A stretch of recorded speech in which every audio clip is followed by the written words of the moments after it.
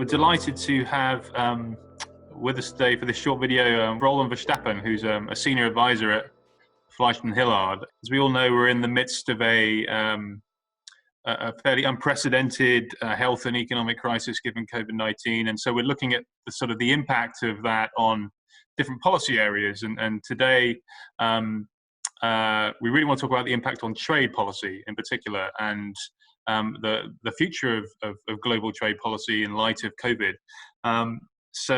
Roland is a very knowledgeable expert on trade policy. He's worked for over 25 years in public affairs for a number of leading blue chip companies, including Heineken, Ford, and ArcelorMittal.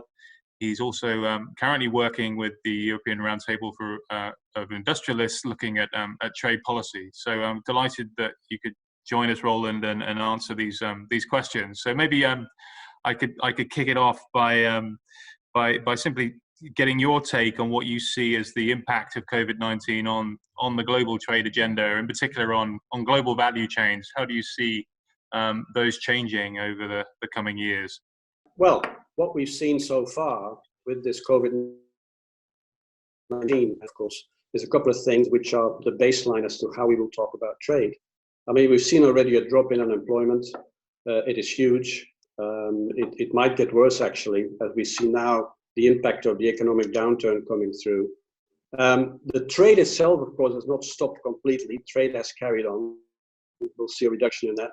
But the cost of international trade has increased, of course, because more inspections are needed before goods can be transported, health certificates, and so forth. The other thing we've seen is that people have to stay at home. So we've had a huge impact on international travel. And that's also impacting us and our families.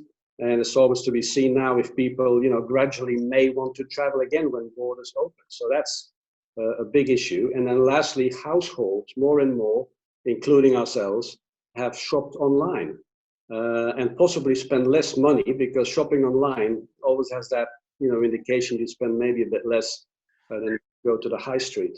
So that's sort of the background, for everyday lives. We're now trying to get out of this lockdown, so to speak, but the economic implications still have to be watched very closely.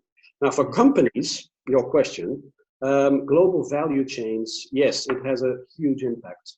What has happened over the last, I would say, 4 decades, a lot of companies that were European but have become more global have done that by creating a chain network of suppliers around the world. And therefore, a product which used to be made solely in 1 or 2 countries now has lots of parts which are being manufactured in many countries around the world. Now, that has a lot of benefits. It has shown over decades. It can be done in a more sustainable, in a more affordable way, cost efficient for manufacturers. Secondly, consumers are getting a more wider choice, I would say, of these affordable products around the world.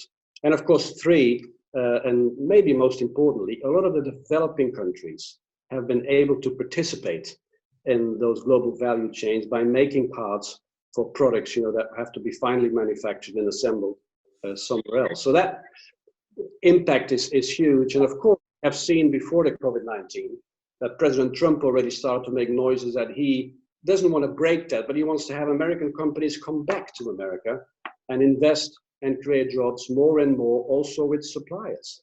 And then we had the COVID-19, and those questions are coming up more and more now to the fore. And it's a huge issue, because I think something that has been created, for 4 decades, as I said, how are you going to undo that if that is the target? So I think we have a huge task at hand, governments, companies, and other groups, to make sure that somehow, we can have a balanced way, say a solution of having global supply chains, and maybe some more protection when things go bad, like the COVID-19 at national level. I mean, that's really very interesting, Roland, in particular the points you talk about in terms of protection, sort of repatriation of industry, and so on and so forth. I mean, how do you see European trade policy in that context? How does the European Union position itself in this changing global dynamic? In particular, you mentioned the US, the continuous tensions between the US and the Chinese, for example. What role is there for the EU to play in all of this? Yeah, the EU has a very important role to play. Obviously, European Union is a massive, trade partner for everybody around the world. But of course, it's not as big as the United States or as China. So we're in the middle here. And a lot of European companies that are operating also in the US and in China have already seen that they're being put in a corner sometimes. Which side are you taking on these trade disputes that's going on between the US and China? Of course, we need to avoid that. I think European business has a keen interest to make sure that trade can still be done in a fair and balanced way with the US and with China. And we don't want to take sides. And when you talk to the European Commission, to Phil Hogan, the new trade commissioner, he's fully aware of that.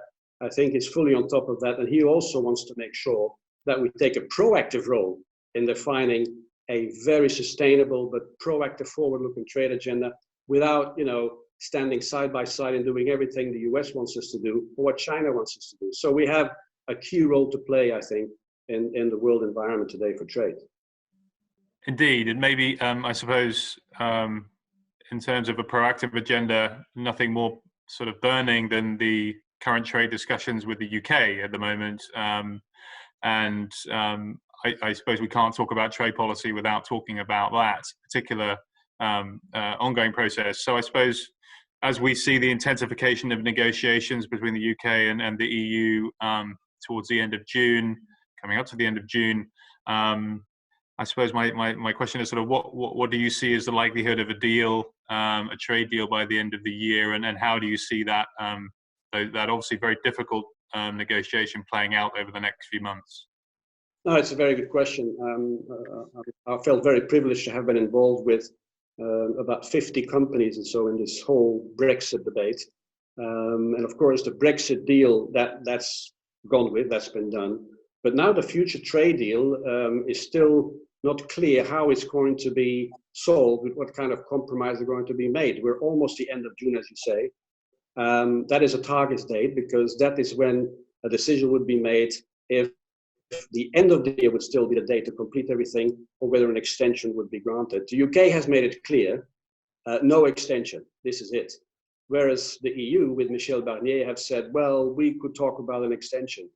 I think the reason the EU is saying that, they want to make sure that the UK somehow will not undercut with lots of policies on labor, on environment, name those two, what's going on in the EU, because obviously that may attract more investments going to the UK as to the European Union. It's a difficult one. The other one, which is very difficult, is fisheries. The UK wants to have its sole sovereignty over who can fish in their waters, which is understandable, but some compromise will have to be made. And then lastly, the issue is, who's going to make decisions when there are legal disputes? Is it going to be the European Court of Justice, or is it going to be other courts or arbitration even? So all these issues have been there for a long time. They were there in January, they're not resolved yet. And I think we'll have to see in the next couple of weeks if somebody will, give an incentive for an opening or not. But for me, it's clear that the UK has said no extension.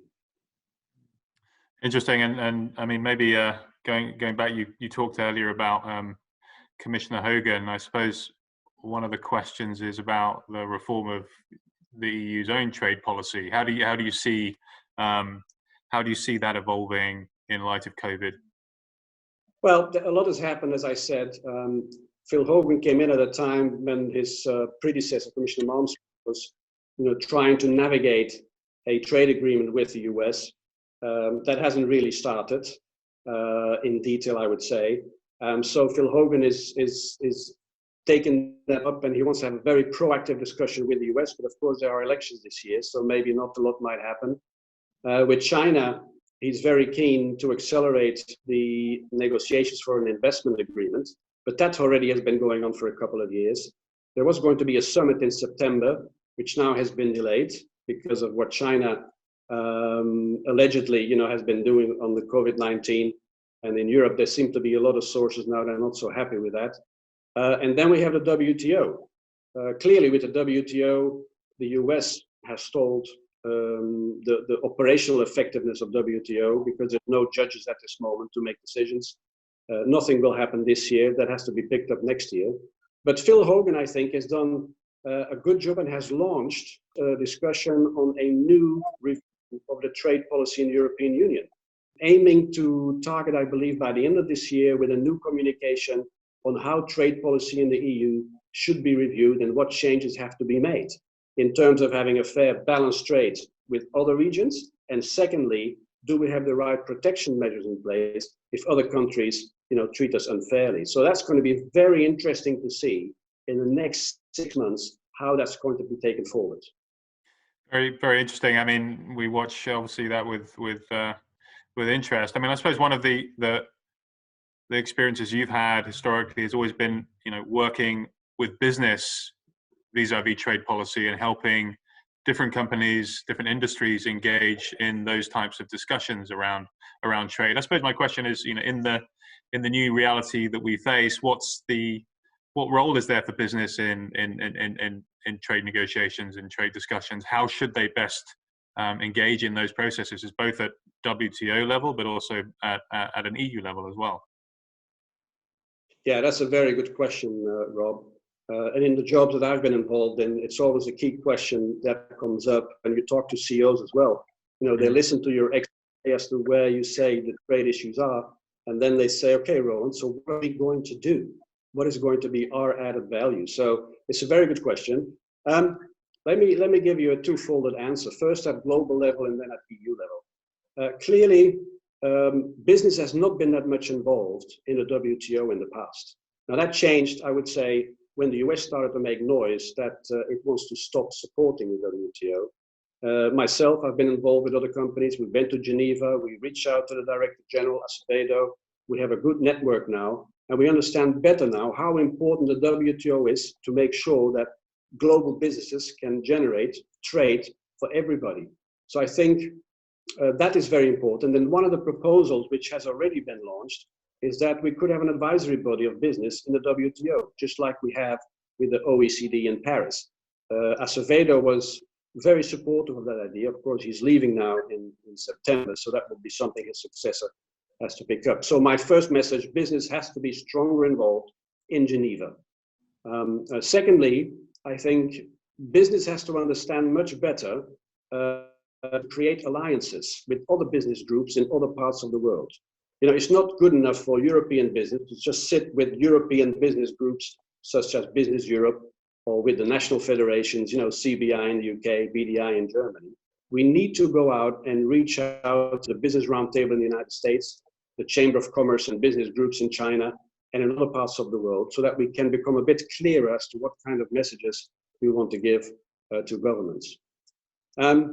If I then go to EU level, there I think we can play a very proactive role by pushing Phil Hogan and his team to accelerate discussions, as I said, in trade agreements, both at bilateral level, US and China, and also multilateral level. But I just mentioned that is happening. He's launching this trade review, so that is happening. Maybe specific focus on a couple of topics.